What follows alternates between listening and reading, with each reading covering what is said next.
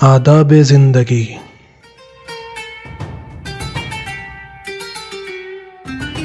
آداب خانیداری، سفر کے احکام،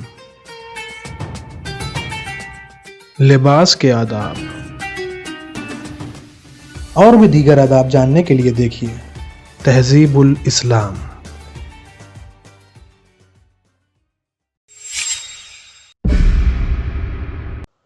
اعوذ باللہ من الشیطان الرجیم، بسم اللہ الرحمن الرحیم۔ ناظرین اکرام، السلام علیکم۔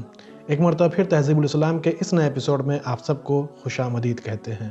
سب سے پہلے حضرت فاطمہ زہرا صلوات اللہ علیہا کے مظلومانہ شہادت پر اپنے وقت کے امام زمان علیہ السلام کی خدمت میں اور آپ سب کی خدمت میں تعزیت پیش کرتے ہیں۔ پچھلے ایپیسوڈ میں ہم نے ان چیزوں کی فضیلت کے بارے میں جانا جو حیوانات سے حاصل ہوتی ہیں۔ آج کے اس ایپیسوڈ میں بھی اس کے آگے کی چیزوں کو بیان کریں گے اور ان کی فضیلت کو جانیں گے۔ بسند معتبر امام موسیٰ کاظم علیہ السلام سے منقول ہے کہ تمہیں مچھلی کھانا چاہیے، کہ اگر اسے بغیر روٹی کے بھی کھاؤ گے تو کافی ہے، اور روٹی کے ساتھ کھاؤ گے تو خوشگوار ہے۔ حضرت امیر المومنین علیہ السلام سے منقول ہے کہ مچھلی کھانے کی مداومت نہ کرو کہ وہ بدن کو گھٹاتی ہے۔ دوسری روایت میں ہے کہ تازہ مچھلی آنکھ کی چربی کو گھلاتی ہے۔ حدیث صحیح میں وارد ہے کہ ایک شخص نے امام حسن عسکری علیہ السلام کی خدمت میں یہ لکھا کہ جب میں پوچھنے لگواتا ہوں تو صفرا کا ہیجان ہوتا ہے، اور اگر نہیں لگواتا ہوں تو کثرت خون سے تکلیف ہوتی ہے، اور اگر نہیں لگواتا ہوں تو کثرت خون سے تکلیف پہنچتی ہے۔ حضرت نے جواب میں لکھا، اس کے بعد تازہ مچھلی جس پر نمک چھڑک کر کباب کیا گیا ہو کھایا کرو۔ اس شخص نے اس ہدایت پر عمل کیا اور ہمیشہ آرام سے رہا۔ حدیث معتبر میں امام جعفر صادق علیہ السلام سے منقول ہے کہ مرغی کے انڈے کی زردی نفیس چیز ہے، اس کے کھانے سے گوشت کی خواہش باقی نہیں رہتی، اور گوشت میں جو خرابیاں ہیں وہ اس میں نہیں ہیں۔ ایک شخص نے حضرت امام رضا علیہ السلام سے کمی اولاد کی شکایت کی۔ ان حضرت نے فرمایا، استغفار پڑھا کرو اور مرغی کا انڈا پیاز کے ساتھ کھایا کرو۔ حضرت امام جعفر صادق علیہ السلام سے منقول ہے کہ کسی پیغمبر نے خدا تعالیٰ سے کمی نسل کی شکایت کی، وہی آئی کہ مرغی کا انڈا گوشت میں پکا کر کھاؤ۔ دوسری حدیث میں انہی حضرت سے منقول ہے کہ مرغی کے انڈے کی سفیدی سنگین ہے اور زردی سبک ہے۔ حضرت امام موسیٰ کاظم علیہ السلام سے منقول ہے کہ انڈے زیادہ کھانے سے اولاد زیادہ ہوتی ہے۔ سرکے کی تعریف میں بھی اچھی حدیثیں وارد ہوئیں کہ یہ پیغمبروں کی خوراک ہے، اور ائمہ بھی اسے تناول فرمایا کرتے تھے۔ اس کے بارے میں بکثرت حدیثیں وارد ہیں۔ منقول ہے کہ حضرت رسول خدا صلی اللہ علیہ وآلہ وسلم کے نزدیک جن جن چیزوں سے روٹی کھا سکتے ہیں ان میں سب سے بہتر سرکہ ہے۔ حضرت امیر المومنین علیہ السلام نے فرمایا کہ سرکے سے بہتر اور کوئی چیز ایسی نہیں ہے جس سے روٹی کھائی جائے، کیونکہ یہ صفرا کو ختم کرتا ہے اور دل کو محفوظ کرتا ہے۔ حضرت امام جعفر صادق علیہ السلام سے بطریق متعددہ منقول ہے کہ جو سرکہ شراب سے بنا ہو اس سے پیٹ کے کیڑے مر جاتے ہیں، دانتوں کی جڑیں مستحکم ہو جاتی ہیں، عقل کی قوت بڑھتی ہے اور عورتوں کی خواہش کم منقطع ہوتی ہے۔ یہ بھی فرمایا کہ بنی اسرائیل کھانے کے اول و آخر میں سرکہ کھایا کرتے تھے، مگر ہم کھانے کے اول نمک کھاتے ہیں اور آخر سرکہ۔ روغن زیتون کے کھانے اور جسم پر ملنے کی تعریف میں بہت سی حدیثیں وارد ہیں۔ منقول ہے کہ پیغمبر اور برگزیدہ لوگ اس سے بھی روٹی کھایا کرتے تھے۔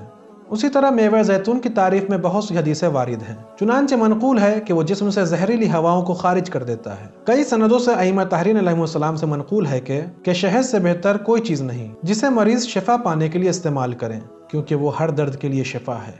اور قرآن مجید کی تلاوت کرنا اور کندر جو ایک قسم کا گوند ہے اسے چبانا بھی دافع بلغم اور نافع حافظہ ہے۔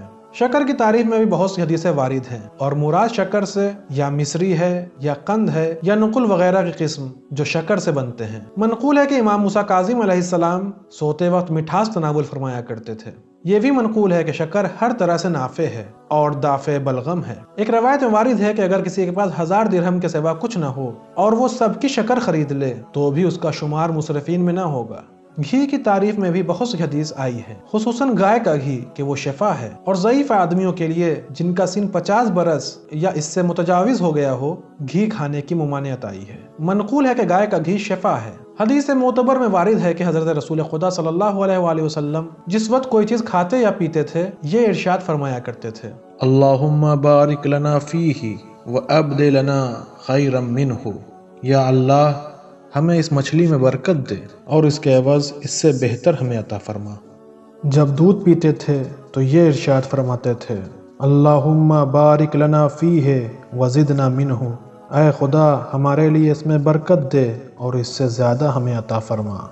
حضرت امام محمد باقر علیہ السلام سے منقول ہے کہ ایک سیاہ بھیڑ کا دودھ 2 سرخ بھیڑوں کے دودھ سے بہتر ہے۔ منقول ہے کہ دودھ پیغمبروں کی غذا ہے۔ ایک شخص حضرت امام جعفر صادق علیہ السلام کی خدمت میں حاضر ہوا اور عرض کیا، میں نے دودھ پیا اور اس سے تکلیف پائی۔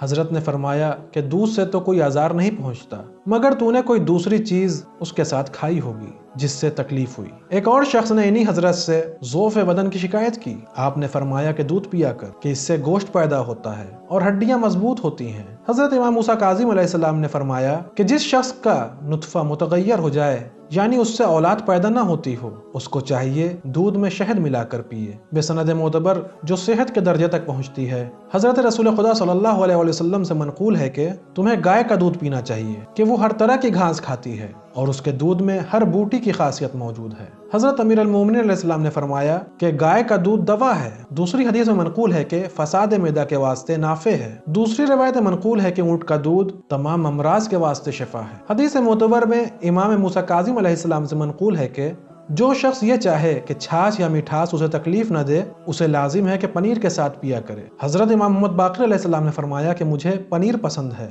ایک روایت میں وارد ہے کہ دن میں اس کا کھانا مضر ہے اور رات کو نافع فرزند کا باعث ہوتا ہے۔ حضرت امیر المومنین علیہ السلام سے منقول ہے کہ گرمی میں اخروٹ کی گری کھانے سے اندرونی حرارت بڑھ جاتی ہے اور پھوڑے پھنسیاں نکل آتی ہیں، اور جاڑوں میں کھانے سے گردے گرم رہتے ہیں اور سردی کم معلوم ہوتی ہے۔ کئی روایتوں میں وارد ہوا ہے کہ جب پنیر اور اخروٹ کی گری ملا کر کھایا جائے تو دوا ہے، اور کسی ایک کو اکیلے کھایا جائے تو درد۔ آج کے اس ایپیسوڈ میں بس اتنا ہی۔ انشاءاللہ اگلے ایپیسوڈ میں پھر ملاقات ہوگی۔